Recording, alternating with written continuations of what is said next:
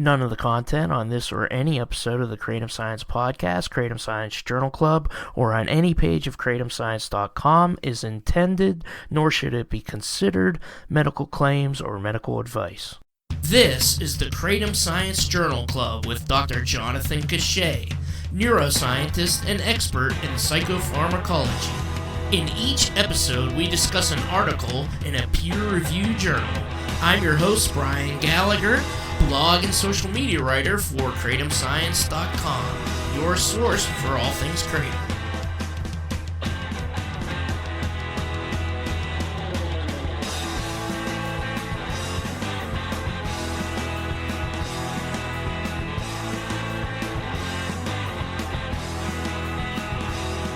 So this one is from Frontiers in Plant Science from October 2022.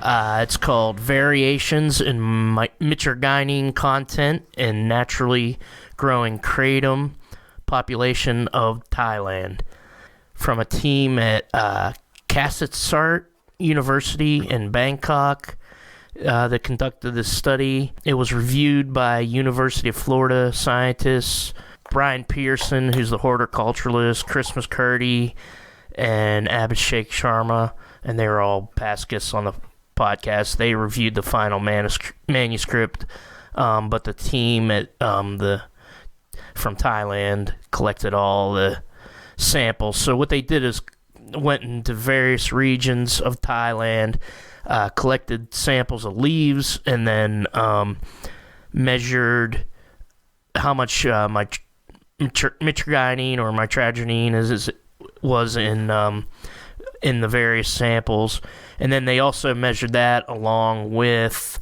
light intensity, relative humidity, soil volumetric water content, soil pH, and calcium. And so they took all of those and compared it with the levels of mitragynine. I don't know if they quantified the other alkaloids. I think they might have, but they were looking specifically at mitragynine. They started this, it was interesting, I noticed. They were collected between September to December 2021. Kratom had just become legal in Thailand in August 2021, so they were ready to go a month later after that law passed. And it is funded by a couple of government groups. Thai government's Ministry of Higher Education, Science, Research, and Innovation, and another government institution called the Thailand Science, Research, and Innovation. I'm not sure if they're like two branches of the same group, but it looks like what the whole purpose of this is, they legalized Kratom. They probably had this set up before the law even passed, and they are now funding research into which growing conditions produce different alkaloids or desirable alkaloids, mitragynine being identified as the most desirable one so far. Because when I interviewed Chris McCurdy and Brian Pearson, it was on the same podcast, they were talking about how they want to get product standardization. So basically, Dr. McCurdy compared it to, when you wake up in the morning, sometimes you want one cup of coffee, sometimes you want 3 or 4 cups, and you expect the coffee to have a certain standardized level of caffeine. With Kratom now, you don't really get that. You really just have to kind of try the different strains and see what works for you, and then you're not really sure if that it's the company ordered a new batch, if it's going to be different this month from last month. So ideally, they're looking to standardize the growing conditions so they can have something that they can sell to the market. Because Thailand is really going to plan on joining Indonesia to start selling this to the West. And I think ultimately, too, the studies to this point, up until this point, that they cite were to look at how the different environmental conditions affect the kratom alkaloids were mostly done in a greenhouse. And what they really wanted to do was find more of its native regions and see how that affected it. Yeah, and a lot of them were done at University of Florida. in a greenhouse, and we've gone over some of those papers. Yeah, it's a long process. I mean, because it takes however many weeks to grow these. They didn't find many alkaloids in the plants they were growing. For the one study, there was like a low level of alkaloids, so it's like, well, we have to figure out what's the difference between these plants that we grew from seed in this greenhouse to what's growing in Thailand and Indonesia. And I think Thailand specifically because they've had probably the longest documented traditional use of kratom. I'm sure the plants have been selected somewhat by the population there, even through, I mean, it was outlawed in, I think, 42 or 43, so even through that, there was always traditional use, and I forget what year it was, but there was a certain region of Thailand where traditional use was protected, even through prohibition. They went into the different regions, and they broke it down on the charts by north, northeast, central, and south. And so when they measured things like light intensity, relative humidity, and amount of water in the soil volumetric water concentration, so that's like the ratio of the volume of water to the unit volume of soil. Mm-hmm. It's basically how wet the soil is. Try to correlate that with how much mitragynine is in the leaves. So in each region, 4 to 5 trees were chosen. Before we get to the reason, I just want to mention comparing the U.S. to over in Thailand. So there was a claim that kratom trees grown in the south central U.S. had a 7 times lower mitragynine content than Southeast Asia. Did you see that little dig there? That little jab? Oh yeah, 7-fold lower mitragynine content in the Southeast Asian.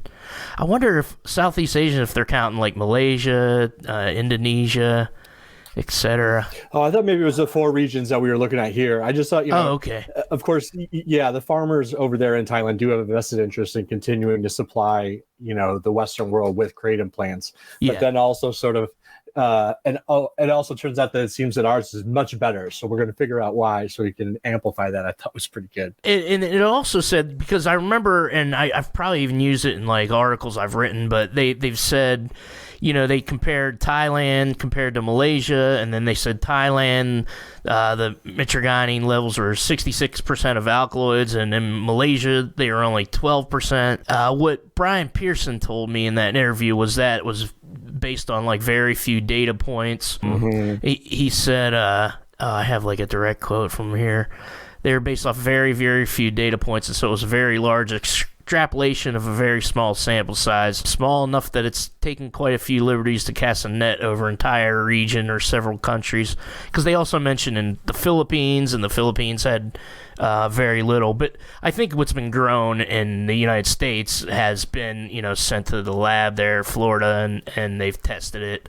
So they've probably measured that pretty well, but this looks like it's one of the ones that they're doing a very detailed measurement. It says like 4 to 5 trees from each region, from each location, and then I guess they bundled the locations into regions, and then they measured the light intensity and all that other stuff, and it looks like in the southern part might be the most ideal growing conditions. The light intensity is higher than every other part, although in central it's almost the same. I'm looking at that figure 1. The central and south, it looks like they had more mitragynine, I think, in general. In the south, they had more total rainfall, and then they said the 2 main factors were light and the volume of water in the soil. Those were the 2 main factors. I think they did a test, and what is it called? Canonical correspondence analysis. I think they did one, and then they had to variables to get a closer sampling. But I think they found in general, it said that kratom could be grown pretty much anywhere in Thailand, but it says among the 4 region trees in the southern region, which happens to be their native habitat and hence treated as control in the study, were the largest in stem circumference, height, crown area, followed by those in the central region, while trees in the north and northeast regions were the smallest. I thought it was pretty interesting, too, that in that area, the annual air temperature only changes within a degree over the entire year. In the south. Yeah. Yeah, like 1 degree from 78 to 79, or I guess that'd be in Fahrenheit, but 1 degree Celsius. It's like a super stable environment, especially, you think about the problems that they get up in Canada, even in greenhouses, trying to grow cannabis in the middle of the winter. Like that's what leads to a majority of their problems up there and crop destruction. So having such a tight range of what the potential air temperature could be is really helpful, and especially you're growing then year round as well. That's basically the same southern Thailand and Malaysia. So, but in Malaysia, of course, it's not legal. So it's although University of Science Malaysia, they've done plenty of a lot of social science and stuff on kratom there.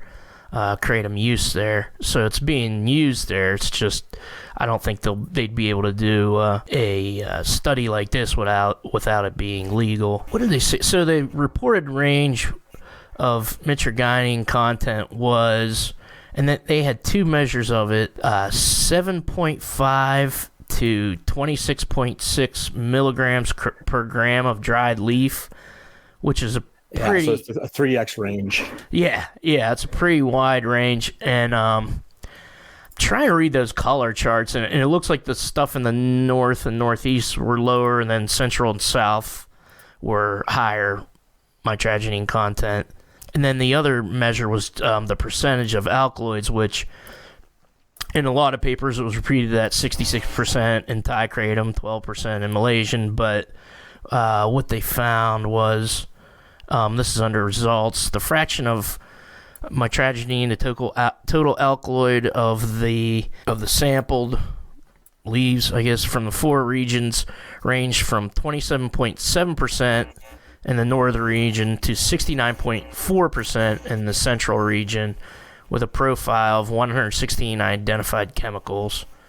So I guess they did identify a lot of the alkaloids to mainly take the mitragynine percentage of alkaloids. So that would be pretty high.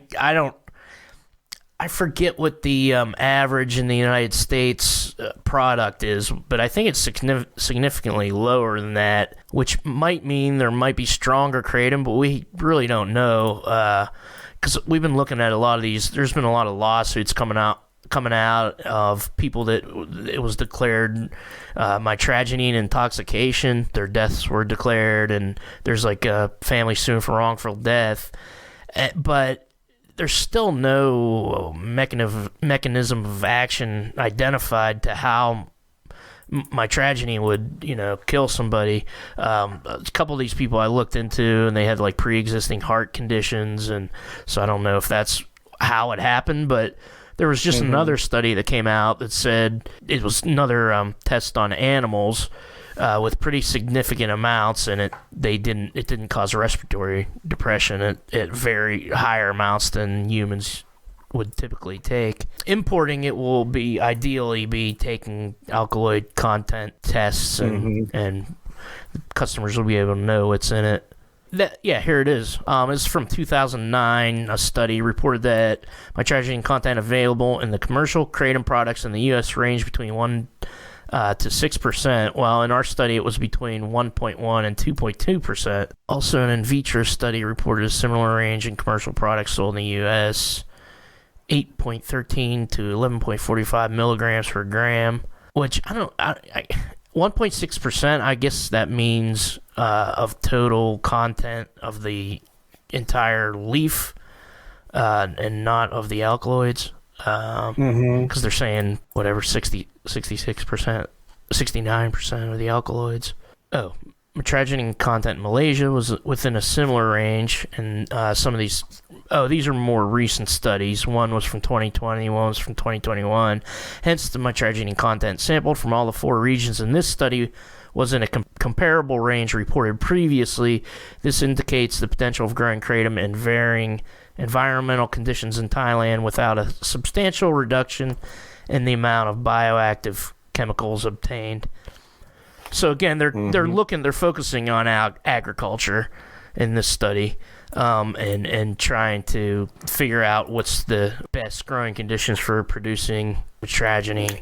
I thought it was interesting too that they were measuring photosynthesis 3 days post, like up to 3 days post harvesting, and I guess they're they can only do what they can do in order to get there as fast as they can. But 3 days seems like, or actually, you know what? I'm sorry. I see my note underneath this now too. No, they were measuring photosynthesis on site. That was my bad. I misread that one. But this is pretty related to like cannabinoids. I mean, I was surprised because it seemed to me, and maybe I interpreted this wrong, but they saw significant regional differences in photosynthesis rate and growth, with the north and the central being higher, so having higher rates of photosynthesis and therefore growth. But that didn't correspond and was actually opposite of where they found the highest mitragynine content in the central and south region. So it was like, it's always true that like more light and higher light intensity will increase the bioactive alkaloids in your plant.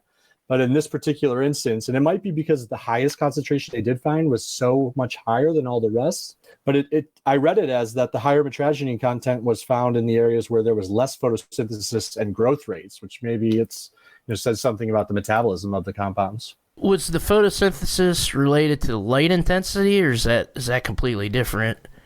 Because I thought there was more light in the south, but I'm not sure. I thought it was higher. So photosynthesis rate and growth, I have north and south higher, or north and central higher, but then higher mitragynine content in central and south regions. Okay, I see that central had the highest. I'm looking at these charts and trying. Okay, north is the triangle. Yeah, it looks like the central had the highest amount of light intensity. That's true.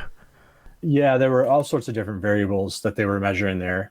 Yeah, key environmental variables correlated with high content of mitragynine or high light intensity and VW, volume of water. Location sampled in the central and south regions provided such conditions, while relative humidity, calcium, and soil pH were also found to be significant to a lesser degree. I think the lower pH, that means more acidic, right? Mm-hmm. I think, yeah, so I think it favored more acidic soil, lower calcium, higher relative humidity.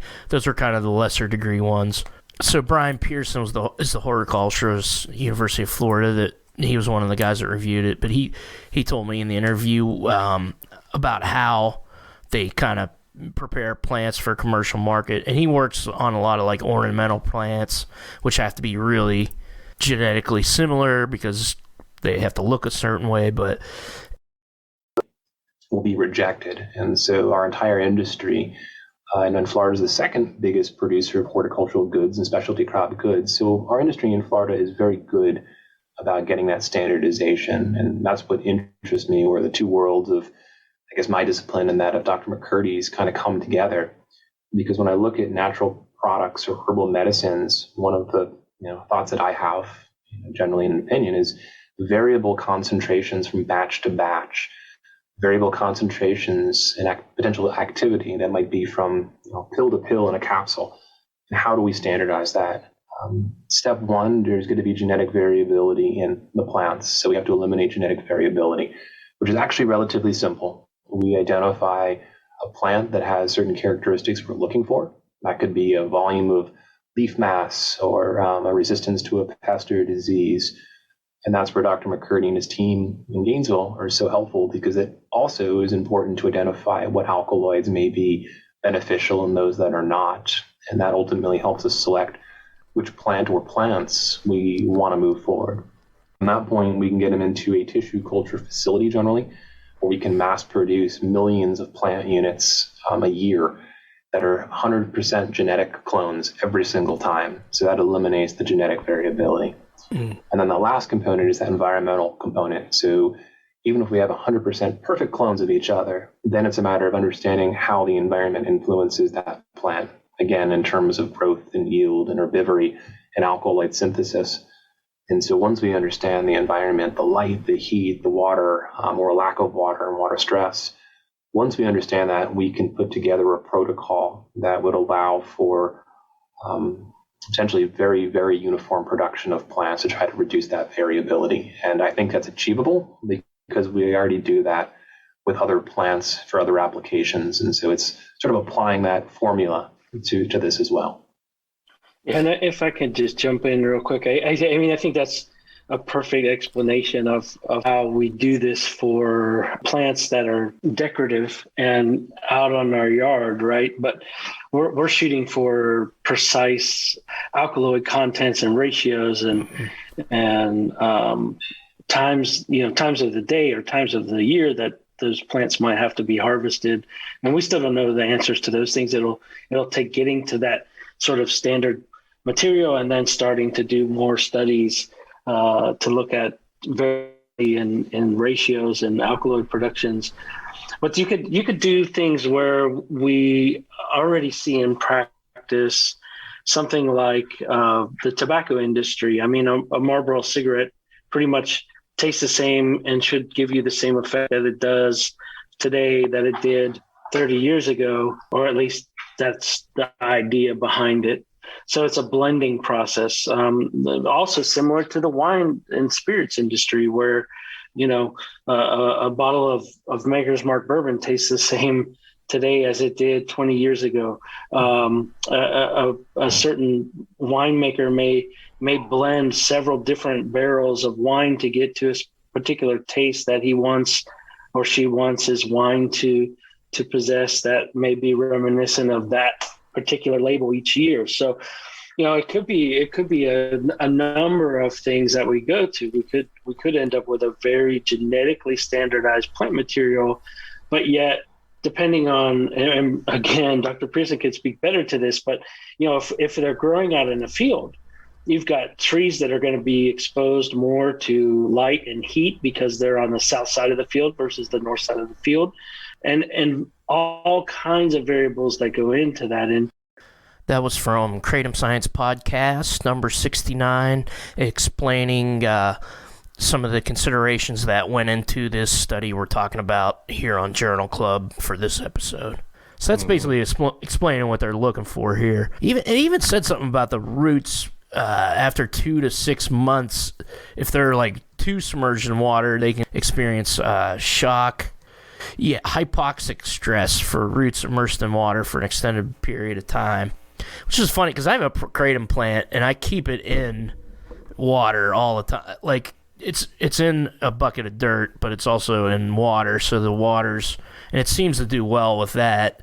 But I left it out. My greenhouse isn't all the way sealed and heated yet, so I left it out there when it was like 30 something at night, and it got a little bit of frostbite out there.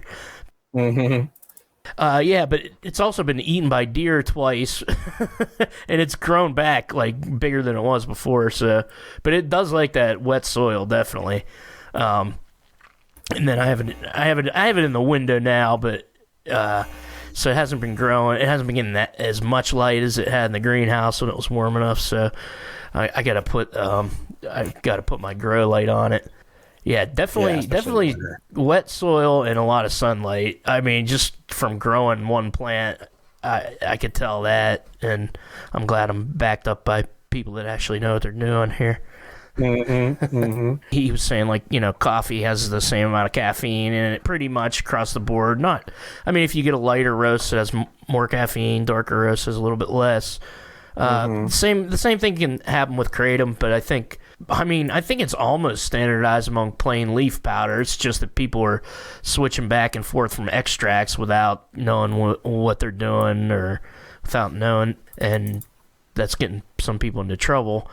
It'd be nice to know every time you get it, it's going to be the same thing. It's not going to be contaminated, of course. Yeah. I would say I think that this paper comes off to me more for producers, right? It's of course, it ends up being downstream a better position for the consumers as well. But the producers, they want to know how to maximize the output of the plants and the energy they're putting into the plants. You know? Did you see? So I'm looking at figure 3, where we're looking at they have the high mitragynine and low mitragynine in those blue and red circles. I thought that M82 up top was pretty far away. And if that high concentration of mitragynine, if that plant wasn't included in this data set, they would all pretty much be around the same. You know what I mean? They'd be within, -2 to 2, more or less. Yeah, that kind of seems like an anomaly there. Yeah, it's way up on the scale of They're looking at the significance of the contribution, like grouping of them. It's not necessarily the actual mitragynine content. It's more a relative scale. Okay. What's the number? It's like the P number or something that shows you. It's like a number of how much this variable differs, or how much P value. I don't know if that's your P value is the significance. So if there's a significant difference or not, and usually it's 0.05, which means that there's a 95% chance that the difference we're seeing is not due to random chance. The fraction of mitragynine total alkaloid content sampled at 4 regions ranged from 27.7% in the northern region, the lowest, to 69.4%, which was that MS2 in the central region. So 69.4% of the that's the total fraction. That's the fraction of the total alkaloid content. I was going to say it's 70% of the leaf weight. Then the thing must have been pretty sugary. Yeah, wow. There was I'm trying to see if this region is where it was protected. There was like a province where kratom use was protected, and I wonder if that central location is where that was, because I'm wondering maybe if it was, maybe people were allowed to use kratom to consume, then trees there might have been selected over the decades. But I mean, that's just a guess. Trees were like, I think they had estimated ages of like 7 years to up to almost 30 years old. And I learned from this paper, I didn't realize that kratom trees don't have rings in which you can use to like objectively determine their age. They don't grow rings like normal trees do. I thought that was pretty interesting. Oh yeah, that was another thing. That's pretty. And so, how do they tell the age? I mean, I'm sure they have various ways of doing that without counting. They said based on the caretakers, like on the word of the people who knew, more or less. Wow, that's right. Yeah, and it was one of them. This is at the end, like the further research. Here's where we have to do further research. This in all these papers, but a variable not included was the actual age of the trees. They didn't. That's one of the things that they didn't list on here, because I guess it's pretty difficult to determine. So because that might be a factor in alkaloid content. I even asked them about the greenhouses at University of Florida and why they didn't get as much, like they barely got any mitragynine content. And I asked them, and I said, do you think the age, because these were like 6-month-old trees, and I think we brought that up in the podcast we did, and he said, yeah, that could be a factor. It says a future study focusing on kratom alkaloid production relative to the trees of different ages and stages of growth will be undertaken to better understand their effects on alkaloids. So it's actually, there will be one that says so. And I imagine they know there's going to be one because it's government funded. They probably already have the funds. And another thing that I brought up in my article about my summary of this was that Pascal Tanguay, who's like the Southeast, he's a drug policy expert, and he's been in Thailand for the past 20 years, but he said they see it's a large untapped market. They have the resources. They have a heavily agrarian society that's good for cultivating. They've got rich, fertile soil, and they're ready to produce. So he was telling me it's they see it as a money maker, not necessarily legalizing to protect human rights or anything. It's, how governments go. If we can make money at it, we'll do it. If we can make money throwing people in jail, we'll do that. But he also mentioned that one of the reasons they're legalizing is because they have jail overcrowding, because they had a very harsh drug policy for quite some time, but now they have cannabis and kratom legalized, and so they're trying to stop jail overcrowding and stuff like that, and they can make money at it too at the same time. Thailand's always grown cannabis too. I mean, Thai stick was one of the oldest types of weed that people talked about. Oh, you get the Thai stick, like Cheech and Chong talked about. Yeah, that's shit that's tied around a stick. So that's just a little bit of the political there, but it's cool that there's another government that's funding the research. Yeah, I mean, there's money to be made and jobs to be had. They don't really have a choice, really. Yep. It's pretty straightforward, you know what I mean? I would say, too, that, like, anybody interested in looking at the details or, growing kratom or bringing up kratom trees themselves, there wasn't very many specifics, like amount of light levels in terms of, like, PAR or PPFD, but they do talk about the nutrient content of the soil and the optimal balance between organic matter, carbon, your CNP, your CNK. So I would check out the article, but also check out Brian's summary of it over at kratomscience.com. Yeah, thanks for the plug. So keep your kratom plants in as much sunlight and pretty soggy, acidic soil. That's what I got out of this. Mm-hmm. I got to measure the acidity of the soil it's in now. I'm not sure about that. Well, it's super important, especially for nutrient uptake. Yeah. Thank you once again, Dr. John Cachat. Check out Dr. John at jcachat, Cachat, on social media. The music is Captain Big Wheel. The song is called Moonrunner. Please give us a like, subscribe, share, rate, review, tell your friends about us. Kratom Science Journal Club is produced by me, Brian Gallagher, for KratomScience.com. Take care.